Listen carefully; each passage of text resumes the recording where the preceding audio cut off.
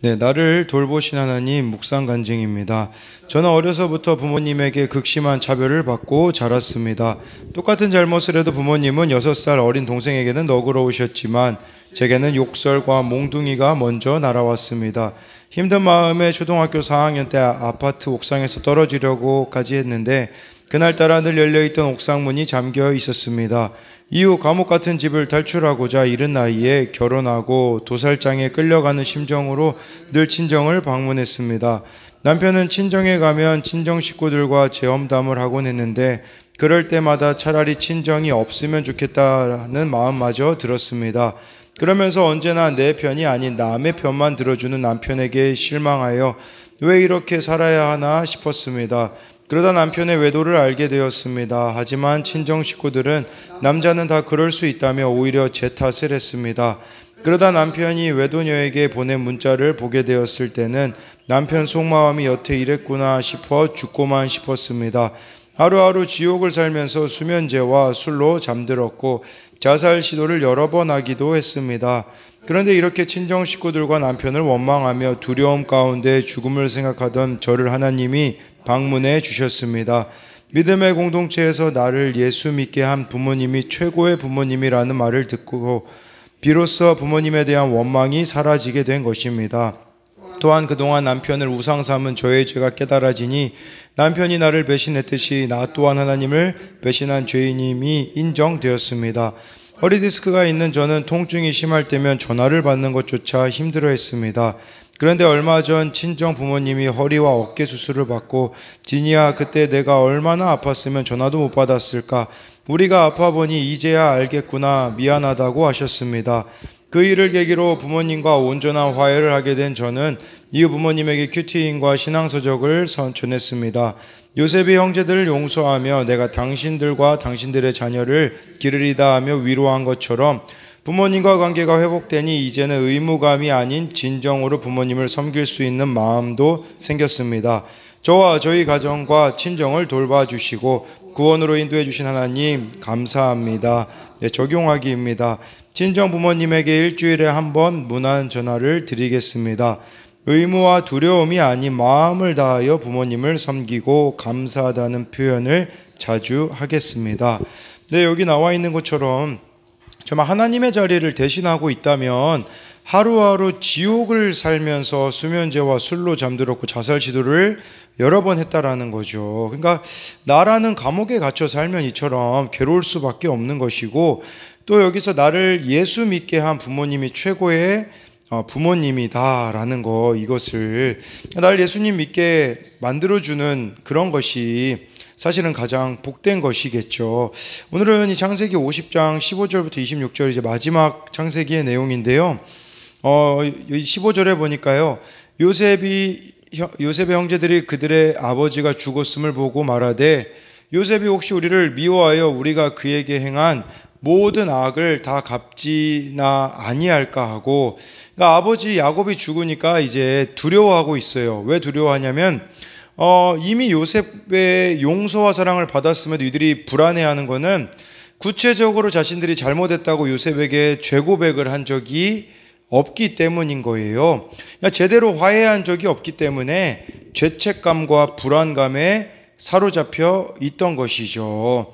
그러니까 요셉이 자신들에게 보복하지 않는 것은 아버지 때문이라고 생각이 있기 때문이에요. 그러니까 아마도 이걸 보면서 우리가 뭘 알 수 있냐면 하나님을 전적으로 믿지 못했던 형들은 네, 이렇게 지금 불안해하고 있는 것이죠. 그러니까 아마도 이 형들의 신앙이 체험적이지 못한 신앙이었을 것이라는 것을 추정할 수 있는 겁니다.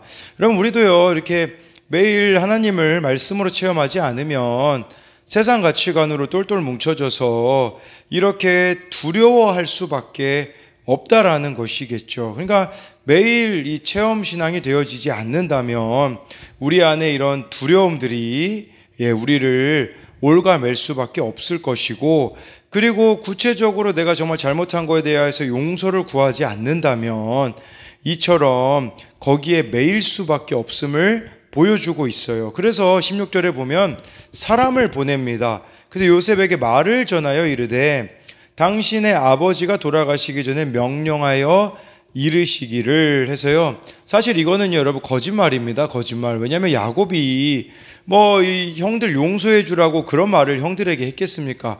요셉에게 말해도 직접 했겠죠. 근데 이런 유언에 이런 걸 야곱이 언급하지 않은 걸 보아서 이것은 그냥 형들이 좀 꾸며낸 이야기예요. 이 앞부분의 내용은요. 그래서 당신의 아버지는 야곱을 말하는 거지. 야곱이 돌아가시기 전에 이렇게 명령하였다라고 지금 말하고 있는데 17절에요. 너희는 이같이 요셉에게 이르라. 내 형들이 내게 악을 행하였을지라도 이제 바라건대 그들의 허물과 죄를 용서하라 하셨나니 당신 아버지의 하나님의 종들인 우리 죄를 이제 용서하소서 하며 요셉이 그들이 그에게 하는 말을 들을 때에 울었더라 라고 말해주고 있습니다. 말씀해주고 있는데 아버지의 명령이라고 꾸미기는 했지만 처음으로 자신들의 잘못과 허물과 죄를 요셉에게 고백을 하고 용서를 구합니다. 그래서 이 죄는 양심을 찌르며 불안하게 하지만 회개와 사죄는 그 양심을 고통에서 해방시켜 준다라는 것이죠. 그래서 우리가 이걸 보면서 또 이렇게 질문해 볼 수 있는 것은 나는 누군가에게 가해자가 된 적이 있습니까? 또는 이렇게 피해자에게 직접적이며 구체적인 죄를 고백하고 용서를 구했습니까? 이 질문에 우리가 생각해 봐야 되는 것이고요. 또 한 가지 17절을 통해서 우리가 생각해 볼 수 있는 것은 뭐냐면 요셉은 모든 사람들에게 신임을 얻고 있어요. 이 이집트의 왕 바로에게도 신임을 얻죠. 이집트 사람들에게도 어제 소리사모가 그런 질문을 하더라고요. 야곱의 장례식에 왜 이집트 사람들이 그렇게 많이 이렇게 갔을까? 야곱 때문이라고 보기보다는 요셉이 그만큼 이집트에서 신임받는 자였음을 보여주고 있거든요. 근데 여기서 우리가 한 가지 더 생각해 봐야 되는 것은 정말 가장 가까운 사람들에게 여러분들은 신임을 받고 있습니까? 그러니까 요셉은 온 세상이 다 믿어준다고 해도 가족들이 이렇게 지금 믿어주지 못하는 부분들이 있는 것이죠. 이걸 보면서 우리가 생각해 봐야 되는 것은 나의 신앙을 자꾸 외부에서 인정받으려 하고 있지는 않습니까? 그러나 정말 가정에서 가장 가까운 사람에게 여러분들의 신앙은 인정받는 신앙입니까? 이거를 생각해 봐야 되는 것이겠죠. 18절에 그의 형들이 또 친히 와서 요셉의 앞에 엎드려 이르되 우리는 당신의 종들이니이다. 19절에 요셉이 그들에게 이르되 두려워하지 마소서 내가 하나님을 대신하리이까. 형들이 와서요 용서를 구합니다. 그랬을 때 요셉의 대답은 두려워하지 말라고 내가 하나님을 대신하리이까. 이 고백은 요셉은요 형들은 이 요셉을 하나님의 대리자로 여기지만 요셉은 자신이 하나님을 대신하는 자가 아니라는 자기의 한계를 인식하고 자신이 하나님의 도구임을 기억했다라는 것을 말해주고 있고, 그리고요 여러분 요셉도요 자기 죄를 또 보았을 겁니다. 이렇게 말씀드릴 수 있는 이유는 그 넷째 형 유다가 이 베냐민 가지고 시험했을 때 있잖아요. 요셉이 그때 내가 담보로 내 자신을 이렇게 내가 감옥에 갇히겠다라고 말한 그 유다의 모습을 보면서 요셉 자신도 아버지 야곱의 편애를 받고 베냐민을 편애한 가해자임을 또한 깨달았을 것이라는 겁니다. 그러니까 여기서 이 요셉의 형제들이 솔직히 인간적으로 봤을 땐 최악 아닙니까 여러분? 17살 때 요셉을 팔아먹었으니, 노예로 팔아먹었으니 최악의 형제들이죠. 근데요 성경은 최고의 형제들이라고 우리들에게 말해주고 있는 겁니다. 왜냐하면 요셉이 그냥 아버지 밑에 있었으면 하나님이 믿어졌겠습니까? 근데 노예로 팔려보니 또 이렇게 죄수로 끌려가 보니 하나님이 믿어졌던 것이죠. 그러니까 하나님을 믿게 해주는 이런 형제 자매 부모가 최고의 형제 자매 부모라는 것을 여러분들이 기억해야 되는 거예요. 이것이 깨달아지지 않으니까 여러분 상대방이 미운 거예요. 그러니까 왜 상대방이 미운 거냐면 내가 하나님을 대신하고 있는 것이 있기 때문에 용서가 안 되는 것이라는 거죠. 그렇기 때문에 여러분들이 정말 누군가가 내가 지금 밉다면, 용서가 안 되어지고 있다면 하나님의 자리를 대신하고 있는 그 무엇이 있기 때문에 회복이 안 되는 거라는 겁니다.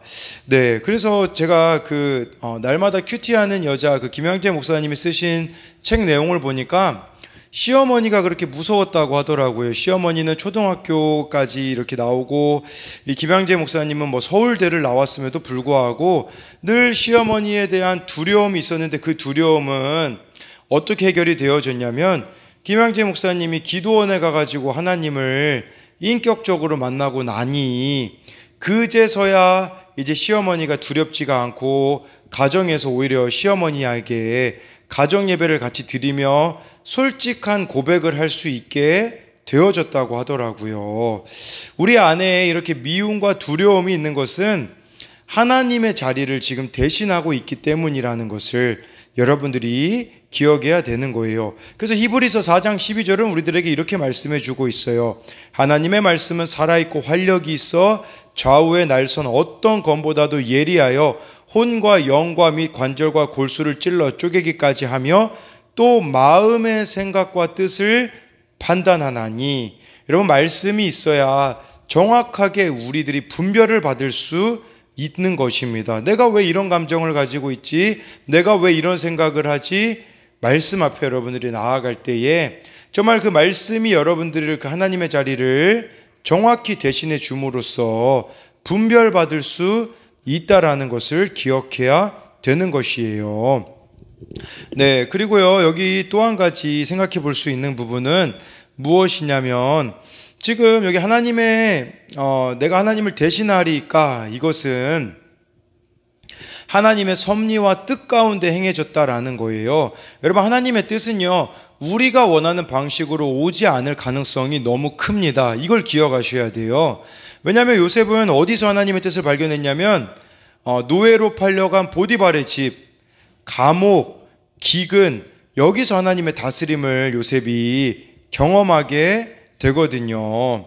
그러니까 요셉은 보는 사람이 있든지 없든지 그 자리에서 훈련을 받았던 거예요. 하나님을 생각하고 다스림을 받는 영성을 그는 소유했던 것이죠. 그래서 우리가 또 적용해 볼 수 있는 것은, 지금 여러분들에게 주어지고 있는 삶의 자리에서 하나님의 다스림을 받고 있습니까?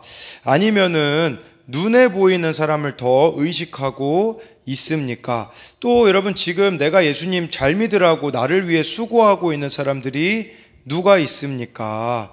근데 그것이 싫어서 정말 하나님의 자리를 내가 대신하고 있는 것들이 있지는 않은가를 생각해 봐야 되는 것이죠. 20절에 당신들은 나를 해하려 하였으나 하나님은 그것을 선으로 바꾸사 오늘과 같이 많은 백성의 생명을 구원하게 하시려 하셨나니 해서요, 하나님이 형들의 악을 선으로 바꾸어 많은 생명을 구원하게 하신 이 섭리를 요셉은 깨닫고 형들을 진심으로 용서하고 사랑했다라는 것을 말씀해 주고 있습니다.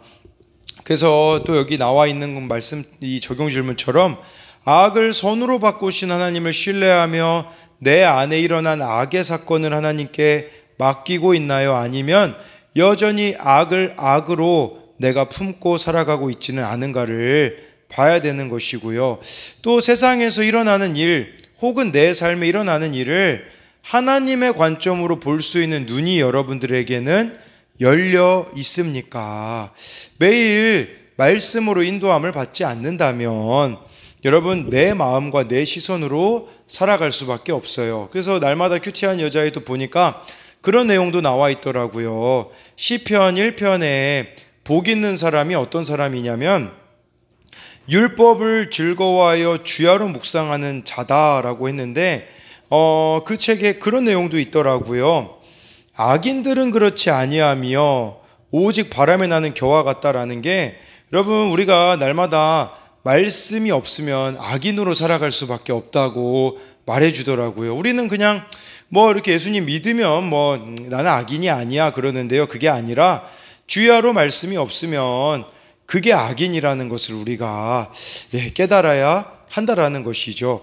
21절에 당신들은 두려워하지 마소서 내가 당신들과 당신들의 자녀를 기르리이다 하고 그들을 간곡한 말로 위로하였더라 라고 이렇게 말씀해 주고 있습니다. 여러분, 우리가 용서할 수 있는 것은 개인의 관대함 때문이 아닙니다. 우리가 상대방을 용서할 수 있는 것은 내가 먼저 용서받았기 때문이에요. 지금 요셉이 용서할 수 있는 것은 그가 총리이기 때문이 아닙니다. 그가 이미 총리가 되어서 보상받았기 때문이 아니라 노예로 팔렸을 때, 감옥에 갇혔을 때 하나님을 만났기 때문에 가능한 거예요. 용서받은 사람만이 진정으로 용서할 수 있다라는 겁니다. 여러분, 하나님이 나를 용서하셔서 용서의 능력을 내게 주입해 주시면 그 주입된 힘으로 이웃을 용서할 수가 있다라는 것입니다.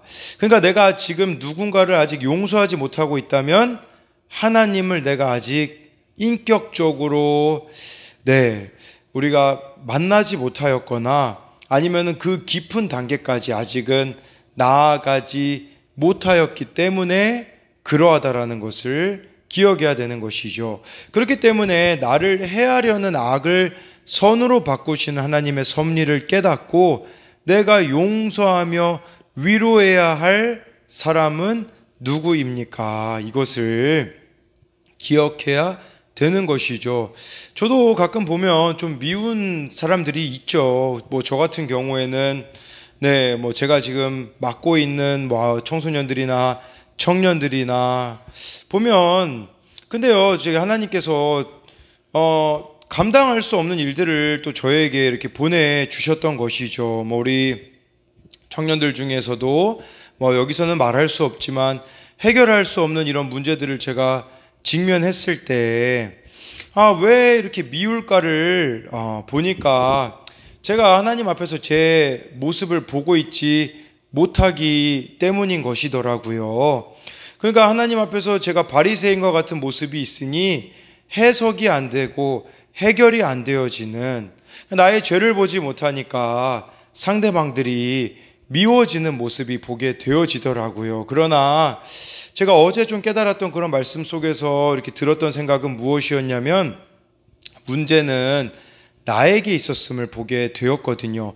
그걸 보게 되어지자 하나님의 자리가 제대로 제 안에 세워지자 제가 드릴 수 있는 고백은 무엇이었냐면, 이 아이들이 나의 구원을 위하여서 수고하고 있구나라는 이 관점으로 바뀌어졌어요. 여러분, 마찬가지로 하나님의 자리를 정말 여러분들이 내어 드린다면 이처럼 정말 그 미워하는 대상이 여러분들을 위해 수고하고 있는 대상으로 바뀌게 될 거라는 사실입니다.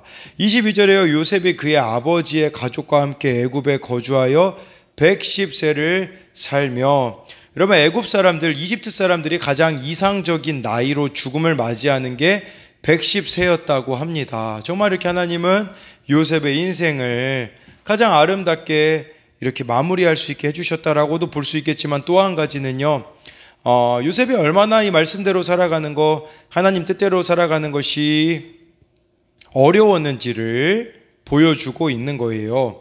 이 110세까지 살았다라는 것은 아마도 형제들 중에 가장 이른 죽음을 맞이하였다라고도 볼 수가 있거든요. 얼마나 그에게 닥친 이런 고통들이 참 어려웠을까, 이런 것들도 우리가 추정해 볼 수가 있는 것이죠. 23절에 에브라임의 자손 3대를 보았으며 므낫세의 아들 마길의 아들들도 요셉의 스라에서 양육되었더라.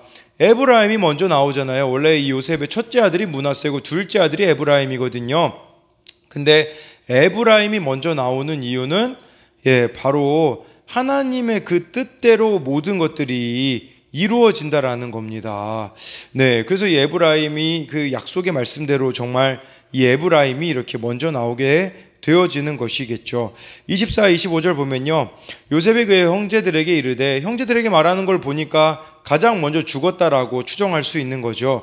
나는 죽을 것이나 하나님이 당신들을 돌보시고 당신들을 이 땅에서 인도하여 내사 아브라함과 이삭과 야곱에게 맹세하신 땅에 이르게 하시리라 하고, 요셉이 또 이스라엘 자손에게 맹세시켜 이르기를 하나님이 반드시 당신들을 돌보시리니 당신들은 여기서 내 해골을 메고 올라가겠다 하라 하였더라. 이걸 먼저 첫 번째는 생각해야 돼요. 애굽에서 살지만 약속의 땅 가나안을 바라봐야 되는 거죠. 여러분, 이것은 우리들에게는 이 세상을 살아가지만 여러분들이 그 마지막에는 천국을 소망하는 모습들이 있어야 된다라는 것을 말해주는 겁니다. 그리고 이제 400년 후에 이스라엘 자손이 학대로 고통 중에 신음할 때 하나님이 구원해 주실 것도 지금 이 요셉은 내다보고 있어요. 여러분, 이 땅에서 여러분들이 천국을 소망하며 살아가잖아요. 그러면 하나님이 반드시 우리 가정을 돌봐 주실 겁니다. 그렇기 때문에 정말 주어진 자리에서 천국을 소망하며 나아갈 때에 정말 그 가정 가운데도 구원의 역사를 하나님이 이루어 주실 거라는 거죠. 그래서 적용 질문은, 우리 가정에 임할 하나님의 방문과 돌보심을 기대하며 앞장서서 적용해야 할 일은 무엇입니까? 마지막으로 26절을 보면요. 요셉이 110세의 죽음에 그들이 그의 몸과 향재료를 놓고 애굽에서 입관하였더라. 네, 이 지금 요셉의 장례식 너무 짧게 나와 있지 않습니까? 뭘 말해주는 걸까요? 우리 요셉 되게 좋아하잖아요. 근데 사실 이 창세기의 주인공은 요셉이 아니라 야곱이라는 겁니다. 야곱. 그래서 야곱의 장례식은 어제 보면 엄청 길게 나열되어 있잖아요. 그래서 이 주인공은 야곱이었다라는 걸 말하고 있고, 또 한 가지 이 창세기를 마무리하고 있는 단어는 이집트, 애굽에서 입관하였다라는 거죠. 이것은 무엇을 말하는 거겠습니까? 구원의 역사는 계속해서 이어져 나가야 되는 것을, 이제 이게 이집트라는 게 또 출애굽기로 바로 이렇게 이어지게 되어지는 것을 우리들에게 말씀해 주고 있습니다.